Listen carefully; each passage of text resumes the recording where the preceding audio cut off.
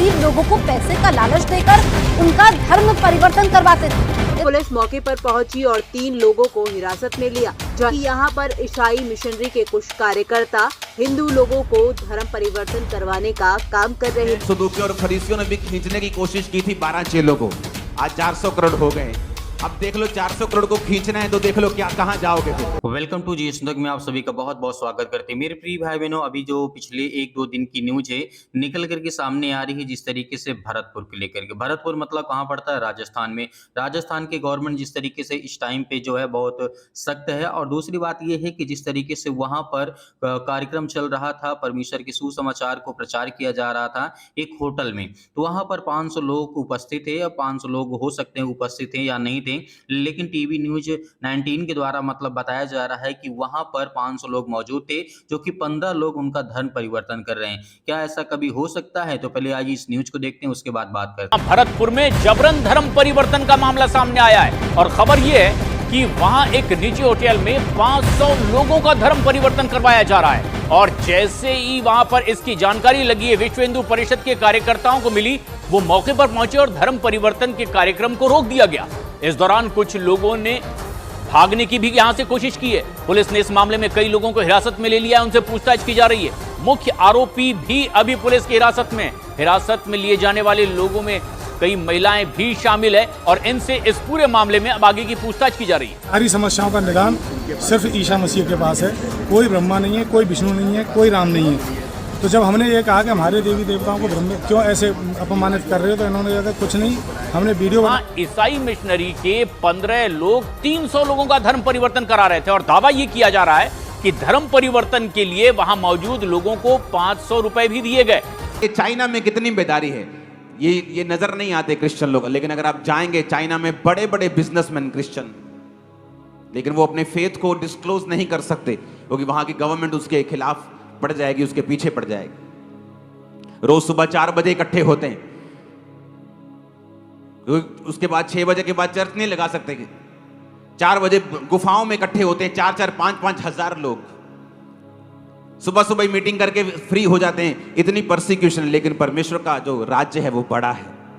जिन लोगों को लगता था कि क्रिश्चियंस पे थोड़ा काबू करते, चलो इनको थोड़ा खींचते हैं, तो सदूकियों और फरीसियों ने भी खींचने की कोशिश की थी 12 चेलों को।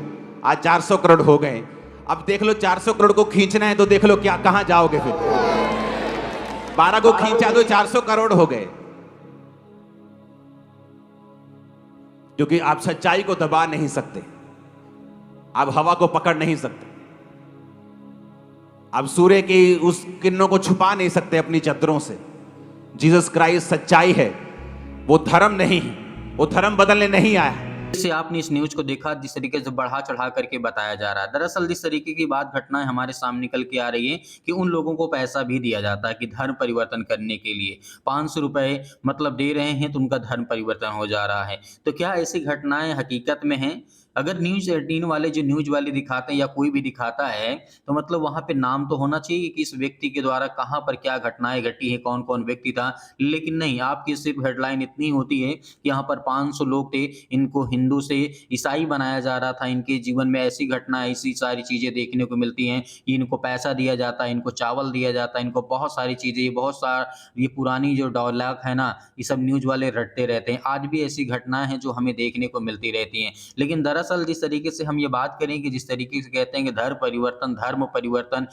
परिवर्तन आखिर है क्या, किस तरीके से धर्म परिवर्तन किया जाता है, लेकिन इनको ये समझ में नहीं आता कोई 500 रुपए लेकर के क्या उनको धर्म परिवर्तन कर सकते हैं। क्या ऐसा कभी हो सकता है? केवल 500 रुपए के लिए, 500 रुपए के लिए यदि मैं उनको देना चाहूंगा, या 500 करोड़ या 500 या 5,000 या 10 लाख या 20 लाख यदि मैं आपको देना चाहूंगा, तो क्या कोई किसी धर्म में चला जाएगा? या कोई मुझे कहे कि नहीं आप हिंदू में आ जाइए, मैं आपको 10,000 देता हूँ, 50,000 देता हूँ, 1 करोड़ देता हूँ, क्या मैं चला जाऊंगा? नहीं जाऊंगा। हर किस, क्योंकि मैं सत्य और मार्ग और जीवन को जानता हूँ कि परमेश्वर ही है। लेकिन आप धर्म के नाम पर, धर्म के आड़ पर जिस तरीके से विश्व हिंदू परिषद के लोग, बजरंग दल के लोग, आरएसएस के लोग जिस तरीके से आप प्रभु यीशु मसीह को सताने की कोशिश करते हैं, आपको नहीं पता होगा कि प्रभु यीशु मसीह के शिष्य केवल 12 ही थे।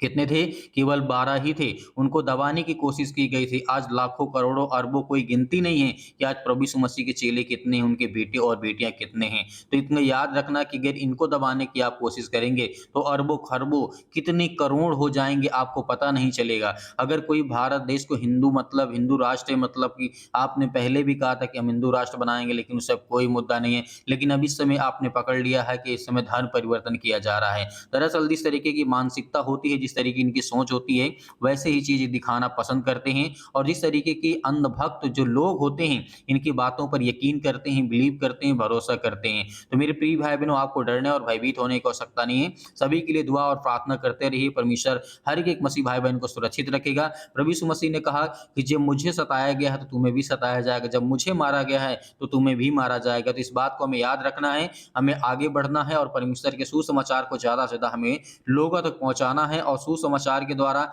वचन को भी ज़्यादा से ज़्यादा फैलाना है। और दूसरी बात, हमें न्यूज़ के माध्यम से जो भी मिले न्यूज़ उसे कवर करना है और ज़्यादा से ज़्यादा लोगों तक पहुँचाना है, ताकि सभी लोगों को पता चले कि किस तरीके से मसीह समाज के लोगों को आज दबाया जा रहा है, उन्हें सताया जा रहा है, उन्हें मारा जा रहा है, उन्हें पीटा जा रहा है, उन्हें उनके जीवन में बहुत सारा अत्याचार किया जा रहा है। तो मेरे प्रिय भाई लोग, मिलते हैं नेक्स्ट वीडियो में। तब तक परमेश्वर आपके परिवार को बहुत सारी आशीष दें।